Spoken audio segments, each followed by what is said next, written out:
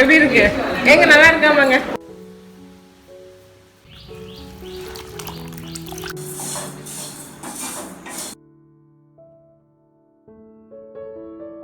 Hi all, welcome back to channel. இன்னைக்கு நம்ம சூப்பரான ரெசிபி பார்க்க போகிறோம். ஹஸ்பண்ட் நல்லா சமைச்சு தருவாங்க சிக்கன் செந்தாமணி ரெசிபி. அதை நீங்கள் சிக்கன் எடுத்து வச்சுட்டு அந்த பாத்திரத்தில் எசன்ஸ் இருக்குல்ல கடைசியாக அதில் ஒயிட் ரைஸை போட்டு பறிச்சு சாப்பிட்டா அட்டகாசமாக இருக்கும். ஸோ அதை நல்லா சாப்பிட்டுட்டு என்னடா கொஞ்சம் செரிக்கிறதுக்கு ஏதாவது சாப்பிட்லாம் அப்படின்ட்டு நாவல் பழம் மில்க் ஷேக் பண்ணியிருந்தோம். அப்புறம் நான் வந்து சண்டே எப்போவுமே சில அன்பாக்சிங் வீடியோ சொல்லியிருப்பேன். கார் டஸ்டர் எப்படி இருக்குது, புது காட்டன் பெட்ஷீட்ஸ் எப்படி மெயின்டைன் பண்ணுறது, அந்த மாதிரியான டிப்ஸ். நீங்கள் கேட்டிருந்த அத்தையோட சுக்கு மல்லி காஃபி எல்லாமே பார்க்க போகிறோம். So let's get started. Morning பார்த்தீங்கன்னா அதிகம் நான் உங்கள் அப்பா எக்ஸசைஸ் பண்ணி முடிச்சோன்னே அதே மாதிரி பண்ணிகிட்ருக்காரு. அத்தை வந்து இன்றைக்கி சிக்கனில் தண்ணி குழம்பு வச்சுட்டாங்க. எலுமிச்சை மரம் வாதெல்லாம் இந்த பக்கம் வருது அப்படின்னு சொல்லிட்டு அதை வெட்டி விட்டுட்ருக்காங்க. நம்மால் என்ன பண்ணுறாருனா சின்ன சின்ன பீஸாக வெட்டி வச்சிட்ருக்காரு. எலும்பு இருக்கும் இல்லையா, அதை மட்டும் எடுத்து எலும்பு கறியெல்லாம் எடுத்து போச்சாது குழம்பு வச்சுருங்க அப்படின்ட்டு அத்தை கொடுத்துருக்காரு.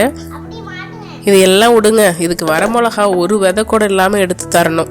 அந்த அபலை வேலையை நான் தான் செய்கிறேன். நேராக சிசர் வச்சு வேர்ட்டிக்கில் ஒரு கட்டை போட்டு நீங்கள் அப்படியே எடுத்துடலாம். ஒரு 1/4 கப் அளவுக்கு கடாயில் எண்ணெயை விட்டுட்டு ஒரு 300 கிராம் அளவுக்கு சின்ன வெங்காயம் போட்டுக்கலாம். நான் வந்து 1 கிலோ சிக்கன் எடுத்துக்கிட்டிங்கன்னா அதுக்கான அளவு சொல்கிறேன்.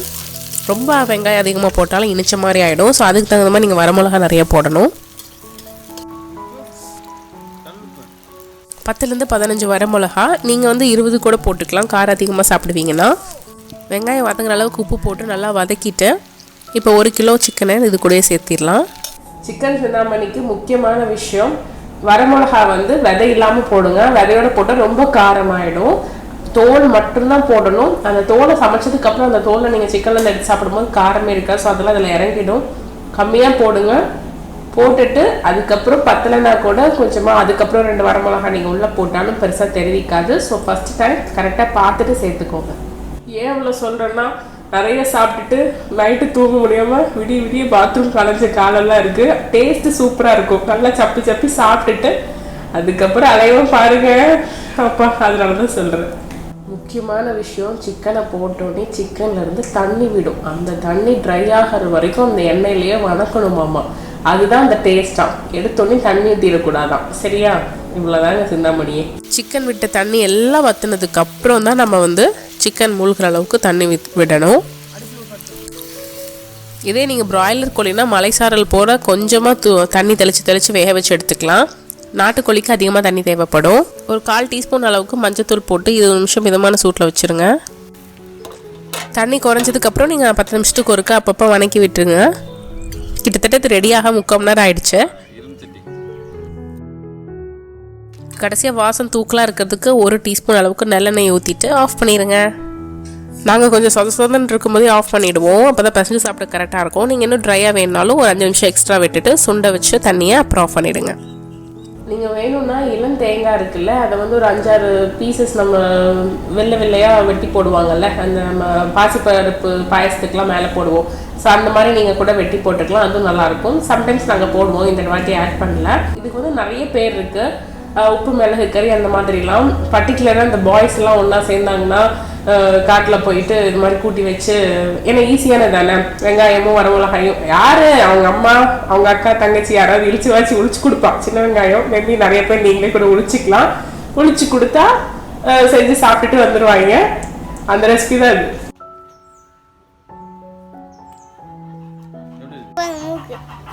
மூக்கில் ஆயிடுச்சா முட்டா. அடுத்தது குளிச்சுட்டு வந்து சாப்பிட்றலாம். ஏன்னா சாப்பிட்டுட்டு டயர்டாயிரும். சிந்தாமணி தீர்ற வரைக்கும் நாங்கள் வந்து தண்ணி குழம்பு கண்டுக்கவே மாட்டோம். இது அப்படியே நைட்டு டிஃபனுக்கு கரெக்டாக இருக்கும் வச்சுருவோம்.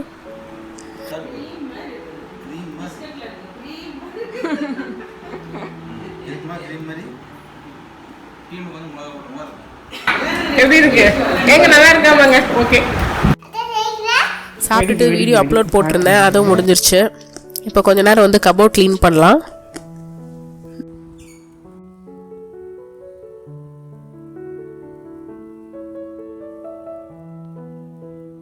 சிங்கிள் கபோர்டில் பார்த்தீங்கன்னா நான் பிரிண்டருக்கு தேவையான இங்கு, A4 ஷீட்ஸ், அதுக்கப்புறம் வந்து ஷூட்டிங் அக்சசரிஸ் அதெல்லாம் இருக்கும். அப்புறம் வந்து மேலே கபோர்டில் தூக்கி போட வேண்டிய திங்ஸ் எல்லாம் உடனே தூக்கி போட மாட்டேன். அந்த சிங்கிள் கபோர்டில் இருக்க பேல் ரேக்கில் எப்பயாவது எடுத்து மேலே வைக்கிற திங்ஸ்லாம் வச்சுருப்பேன். ஸோ ஒரு நாள் லேடர் எடுத்து போட்டு அந்த திங்ஸ் எல்லாத்தையும் தூக்கி மேலே வச்சுருவேன். ஒரு நாள் சண்டே அந்த மாதிரி.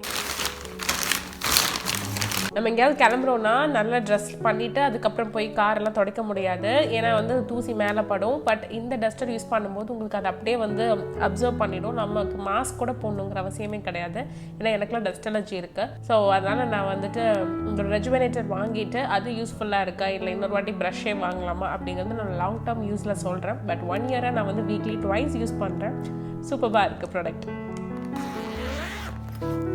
இந்த ஜொபாசு கார் டஸ்டர் வந்து டப்பாஸா என்னமோ ஒரு ப்ரொனன்சியேஷன், அது வந்து மேஜிக் மாதிரி ஸ்டெயின்ஸ் ரிமூவ் பண்ணாது. பட் டஸ்டர் சூப்பராக எடுத்துரும்.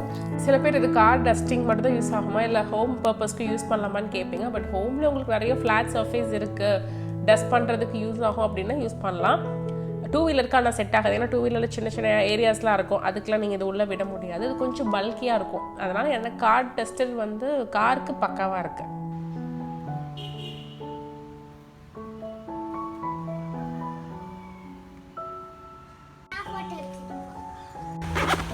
காரோட மேலேருந்து கீழே வரைக்கும் அப்படியே டாப் டு பாட்டம் நீங்கள் வந்து டெஸ்ட் பண்ணி விட்டுருலாம். ஒரு வந்துருங்க.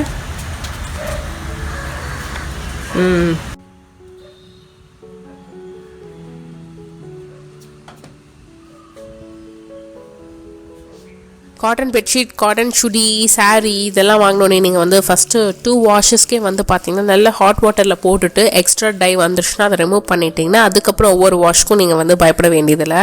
டை வந்து ரிலீஸ் ஆகாது. ஷாம்பு யூஸ் பண்ணி வாஷ் பண்ணிக்கோங்க. அப்புறமா நீங்கள் டிடர்ஜென்ட் யூஸ் பண்ணிக்கலாம் 3rd வாஷ்லேருந்து. நாட்டுக்காய், நாவல் பழம்லாம் ரொம்ப சூப்பராக இருக்கும். இதை வந்து பெஸ்ட்டு எப்படி சாப்பிட்ணும் அப்படின்ட்டுனா நீங்கள் வந்து 2 மணி நேரம் ஏதாவது சாப்பிட்டதுக்கப்புறம் கூட தான் சாப்பிடணும். சாப்பாடு கூட அந்த மாதிரிலாம் சாப்பிடக்கூடாது. ஸோ இது வந்து நல்ல ஜீரண சக்தி அதிகப்படுத்தும். சர்க்கரை ஆட் பண்ணி இந்த மாதிரி மில்க் ஷேக்ஸ் அதெல்லாம் வந்துட்டு எப்பயாவது சாப்பிட்லாம். பட் இது நானே பார்த்தீங்கன்னா ஒரு 10 பழத்தில் தான் பண்ணியிருப்பேன். ஸோ நிறைய இருக்குது. இது அப்படிங்க சாப்பிடவே இல்லாதனால மீதி ஆகிடுச்சுன்ட்டு இதே அந்த மிக்சியில் அரைச்சதையும் நீங்கள் அப்படியே ஐஸ்கிரீமாக செட் பண்ணி வச்சு சாப்பிடலாம். சூப்பராக இருக்கும். இந்த ஞாயிற்றுக்கிழமை பார்த்தீங்கனாலே நல்லா சாப்பிட வேண்டியது. அப்புறம் அது சரிக்கலைன்னு சொல்லிட்டு ஏதாவது டெசர்ட் கேட்குறது. ஸோ இப்போ நாவல் பழம் கொஞ்சமாக இருந்துச்சு. அதில் ஒரு ஹேக் பார்த்தேன். ஸ்ட்ரா வச்சு நடுவில் எடுத்தால் அழகாக கொட்டை மட்டும் வெளியில் வந்துடணும். பட் அது காய் விட்டால் இருந்தால் சரியாக வரல. நான் அப்புறம் கையில் ஆப்ரேஷன் பண்ணி தான் எல்லாத்தையும் எடுத்து போட்டேன். இது கூடவே நான் ஒரு 1/2 கப் வந்து பாலாடையை வந்து ஃப்ரீசரில் வச்சுருந்தேன். அதை வந்து ஆட் பண்ணிக்கிறேன். அப்போ தான் உங்களுக்கு நல்லா நுரைச்சிட்டு வரும் அடிக்கும்போது. இப்போது நீங்கள் விப்பிங் க்ரீம் இருக்குது அப்படின்னா கூட அதை ஆட் பண்ணிக்கலாம். இது கூட நீங்கள் ரிச்னஸ்க்காக ஒரு 5-6 முந்திரி பருப்பும் ஆட் பண்ணிக்கலாம். அது ஆப்ஷனல் தான். இதை விட்டு அரைங்க. கண்டினியூஸாக ஒரு சட்னி மாதிரி அரைச்சிடாதீங்க. அப்போ தான் நமக்கு அது கடிப்படும் போது நல்லாயிருக்கும். இப்போ ஒரு கிளாஸில் சில் மில்க் ஊற்றிட்டு நமக்கு நல்லா திக்காக போட்டு குடிச்சிடலாம்.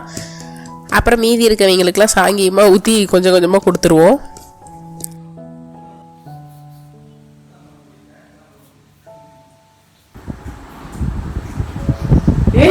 சொல்லுப்பா, எப்படிப்பா இருக்கு? சூப்பரா. நானா குடிச்சு சொல்லுங்க.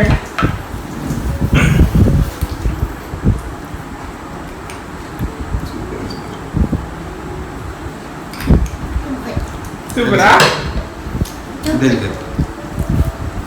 வேற லெவலா.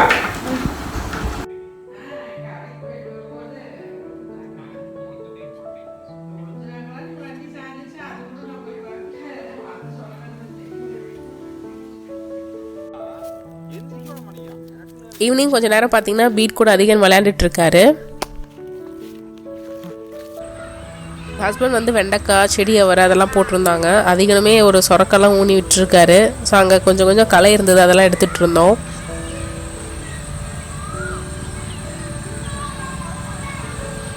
நைட்டுக்கு இட்லி, தண்ணி குழம்பு சிம்பிளாக முடிஞ்சுது. ஸோ அத்தை வந்து பார்த்திங்கன்னா சுக்குமல்லி காஃபி வறுத்துட்ருக்காங்க. 100 கிராம் அளவுக்கு கொத்தமல்லியை வறுத்துக்கலாம்.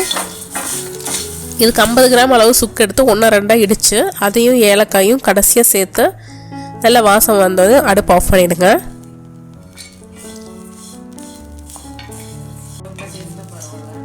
ஆல்ரெடி நான் போன வ்ளாகில் சொல்லியிருந்தேன். ஸோ 1 கப் தண்ணிக்கு 1 கப் பால் ஊற்றிக்கோங்க. தண்ணியாக தான் இருக்கும் கொத்தமல்லி காஃபி. ஸோ இதுக்கு 1.5 டேபிள் ஸ்பூன் கொத்தமல்லி காஃபி தூள் போட்டுட்டு 1 டேபிள் ஸ்பூன் கொத்தமல்லி காஃபி தூள், அதுக்கப்புறம் உங்களுக்கு தேவையான அளவு 2 டேபிள் ஸ்பூன் அளவுக்கு சுகர் ஆட் பண்ணிக்கலாம். கொத்தமல்லியெல்லாம் பார்த்திங்கன்னா கழுவினா நிறைய அழுக்கு வரும். ஸோ அதை க்ளீன் பண்ணிவிட்டு அதுக்கப்புறம் அதை வந்து காய வச்சு அப்புறம் தான் வந்து ஸ்டோர் பண்ணுவாங்க. இதனால் உங்களுக்கு ஷெல்ஃப் லைஃப்பும் நிறைய இன்க்ரீஸ் ஆகும்.